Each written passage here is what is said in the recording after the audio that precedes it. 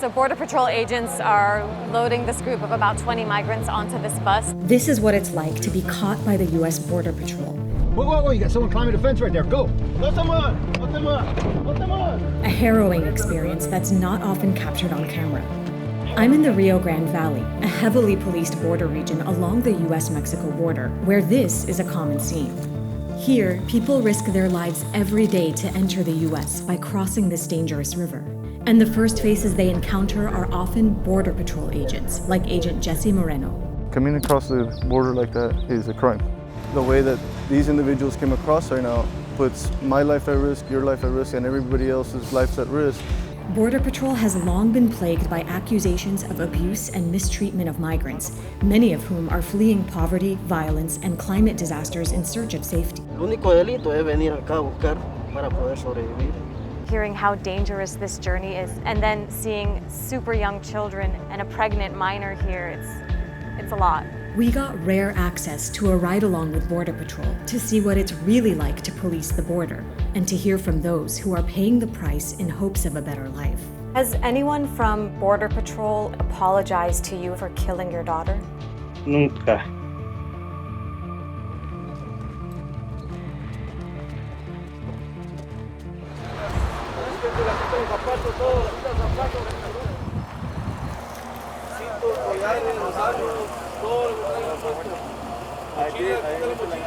So it's 6 a.m. and Border Patrol agents have apprehended a group of migrants that were found here in the brush in the Rio Grande Valley. One of the PD found one, and I brought my dog down, and the dog picked up the scent all the way at that brush line over there, and they were hiding inside a ditch. Within moments of beginning our ride-along, we witnessed Border Patrol agents detain a group of migrants. This agent has technology that's able to scan the area at night and see if there's other people out there. Most of these young men are from Central America and have just crossed the Rio Grande River from the Mexican city of Reynosa. They told us they paid smugglers thousands of dollars to get here. This is Agent Jesse Moreno, who took us on the ride-along. I'm sure they were hoping not to be caught, but we do have our agents out here vigilant. We have technology, infrastructure to be able to apprehend these subjects from entering the U.S. illegally.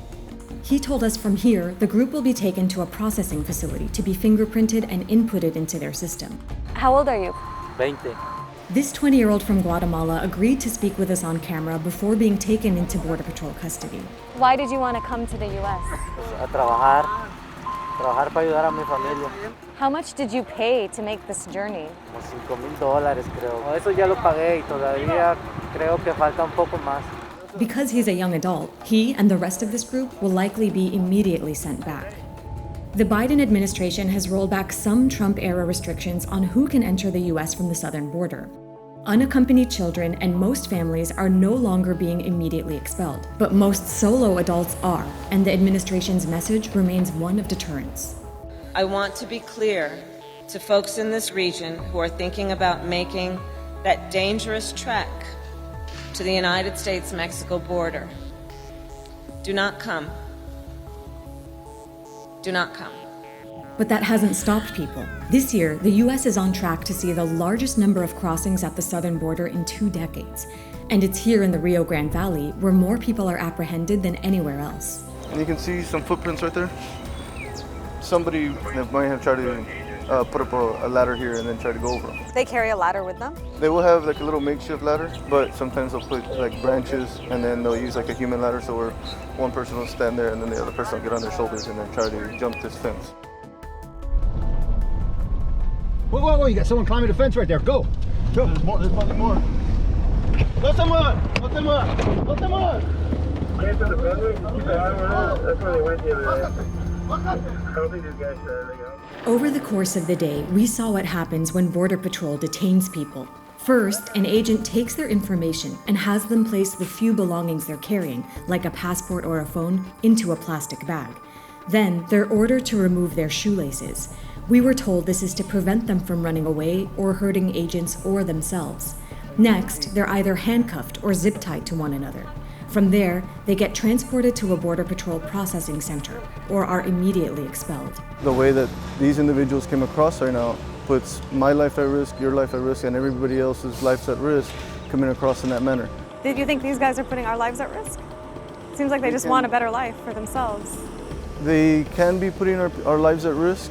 Border Patrol says their mission is to prevent, quote, terrorists and terrorists' weapons from entering the country, in addition to preventing illegal entry of individuals. They also say they're on the front line of the war on drugs. But most illegal drugs that make their way into the US are actually smuggled through legal ports of entry. And by and large, the migrants that cross the border are not criminals. In 2020, less than 1% of people detained by Border Patrol had a criminal history, and the most common conviction was illegal entry or re-entry into the US. Watch that guy right there, Ron. Over here, come this way. He's apprehending someone right now. These men are from Honduras and told us they've been traveling for 2.5 months. They were hoping to join their children, who are already in the US. Por estar con los hijos aquí arriba es lo imposible. Me llaman y me dicen, papá, ¿cuándo vas a venir? Y para mí es muy difícil, la verdad. A mí nunca me habían puesto una esposa esa. Primera vez. Nunca. Nos tratan como delincuentes. No lo somos. El único delito es venir acá a buscar para poder sobrevivir. How do you feel now that they're going to take you? La verdad, yo a mi país no quiero volver. Prefiero mejor que me tengan presa aquí, pero a mi país no quiero volver. Está muy tremendo la vida. I understand that most people are coming across the border illegally to make for a better life for themselves in their home countries. But the thing is that they need to do it in a legal manner. There's a process for it to be done. What is that legal manner right now? The legal manner is to apply for some sort of citizenship. But many people crossing are seeking asylum, which is legal under US and international law and requires being on US soil. We are racing behind Border Patrol right now. They heard about a large group of families and we're heading to the scene. And unlike all the other apprehensions we saw today, these are people who actually want to present themselves to Border Patrol. The group included families with babies, as well as unaccompanied children. One was a 15-year-old who told us she was 9 months pregnant. Everyone was visibly exhausted and overwhelmed by the journey. Why did you want to come to the US? Hay una fuente de trabajo en Nicaragua y queremos darle una vida a nuestros hijos. Es complicado, es triste.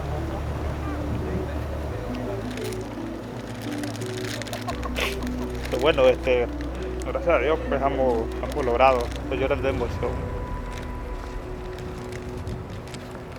You know, having some background, hearing how dangerous this journey is. Some people travel for weeks, if not months, to make it here. They risk their lives doing so. And then seeing super young children and a baby and a pregnant minor here, it's a lot. It's a lot to think of everything they've gone through and still what lies ahead. That's because what lies ahead for families like these is unclear. Across the southern border, policies are applied unevenly, so it's not a guarantee that a family will get to stay. Some might get released into the US to await their court date, while others will get immediately expelled. The ride-along offered us only a tiny glimpse into how Border Patrol operates. I wanted to know what it's like when a camera crew isn't around, so I went to a nearby shelter to hear from people who had just been released from Border Patrol custody hours earlier. This mother from Guatemala said she crossed the river that morning carrying her 5-year-old son on her back. Cuando vimos el carro de migración que venía, él se puso feliz y me decía, mami, mira, vinieron a ayudarnos. Y como era un niño de 5 años, inocente. She says Border Patrol agents threw away all their belongings, including her son's warm clothes. Y vieron llorar a mi niño porque le dijo, no tires mi ropita, le dijo. No tires mi ropita. Y él, cada ropa que yo le tiraba, él lloraba. Yo teniendo la impotencia de no poder hacer nada por él. Me lo dejaron sin ropita, solo le dejaron una camisita, que había mucho frío. She says she and a group of migrants slept under a bridge for several hours, under the watchful eye of agents, while waiting to be transferred to the shelter. Y nos decían, despiértense, que ustedes no están de vacaciones, nos decían. Y todos asustados a levantarse. Habían niños que estaban despiertos y empezaron, como todo niño se levanta y se pone a dar vueltas ahí, le dijeron, o sientas al niño o hago ahorita el papel y te regreso para atrás. Es muy triste que te reciban en un país que no es tuyo de esa forma. Another woman I spoke to said she traveled with her 5-year-old daughter and left 2 other children behind in El Salvador. She says she was overcome with relief when she spotted Border Patrol vehicles. Lloré y le di gracias a Dios. Estábamos con mi hija ya de este lado, esperando en Dios de que cayendo en migración no los dieran deportación para nuestro país. How did Border Patrol treat you when you were in their custody? Cuando la señora le pregunta por su hijo, porque ella mandó adelante con su mamá a un menor de 9 meses, Pues viene él, la contestación que le da es que cómo él puede saber. Usted le dice, hace esto como los chanchos o los perros que dejan a sus hijos botados, le dice. Eso fue lo que yo escuché. Eso reacciona una y dice quizás es racista. Y los centroamericanos pues los trató como animales. A Border Patrol agent said to me that people like you should apply the legal way from your home countries to come to the U.S. Do you even know how to do that or if it's possible?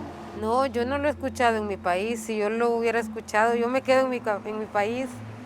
No vengo a sufrir esos 20 días que sufrí en el camino.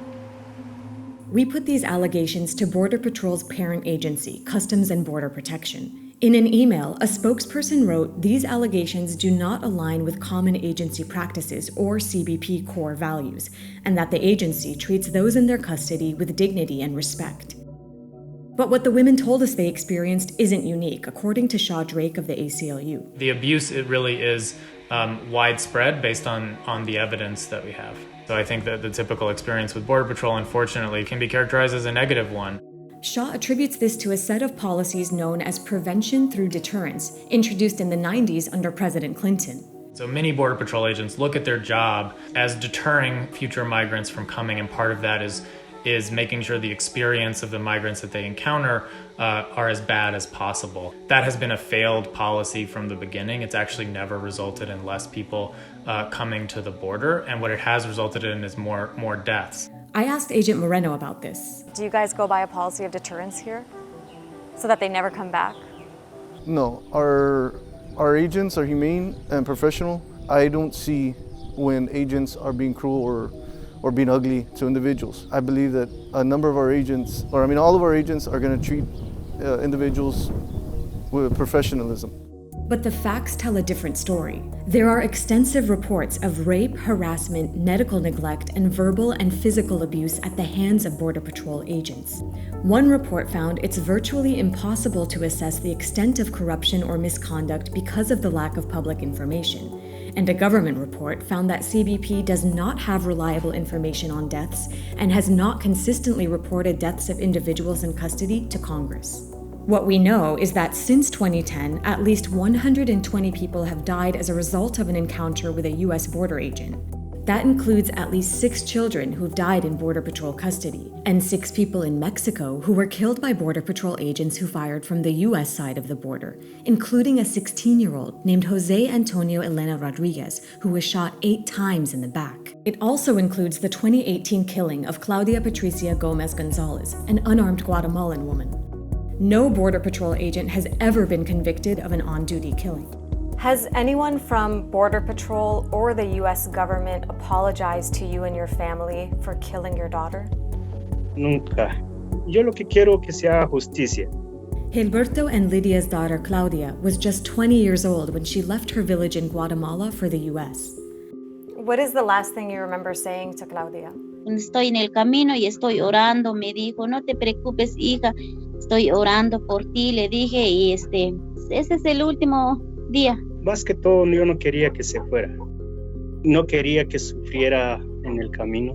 Just minutes after she crossed into Rio Bravo, Texas, Claudia was shot in the head by a Border Patrol agent named Romaldo Barrera. A woman who lived in the area filmed the aftermath of the shooting. She recorded Claudia's motionless body face down in the grass, then went live on Facebook as she followed the agents. ¿Por qué le tiró a la muchacha? ¡La mataste! Border Patrol initially released a statement saying Claudia and other migrants she was with attacked the agent using blunt objects. But after the video went viral, the government changed their story, saying the agent was assaulted and rushed with no mention of blunt objects or that Claudia was the attacker. What do you think would have happened if there was no video evidence of what exactly went down?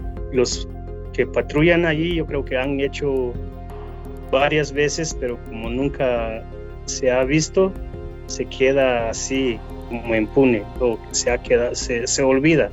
The ACLU of Texas filed a $100 million claim on behalf of Claudia's family, which is still pending. A few weeks after I spoke with her parents, the government announced it will not be pressing criminal charges against the agent. A CBP spokesperson declined to comment on that decision and wouldn't confirm whether the agent who killed Claudia is still employed with Border Patrol. The hundreds of thousands of migrants who make this journey every year are aware that the risks don't end when they cross the border. but many will continue to do whatever it takes to have the possibility of a life on this side. Yo voy a luchar con el apellido fuerte. Si me tiran para donde sea, voy a regresar. Liquidar es la única forma que me puedo. No voy a dejar a mi hijo solo. Hey guys, it's Dina. Thanks for watching, and there is so much I didn't get to cover in this video when it comes to allegations against the US Border Patrol. So in the next video, I head to California to interview a former senior Border Patrol agent who's speaking out against what she says is a sexist, racist, and corrupt agency. Make sure you check out that video next, and let me know in the comments what you thought of this one.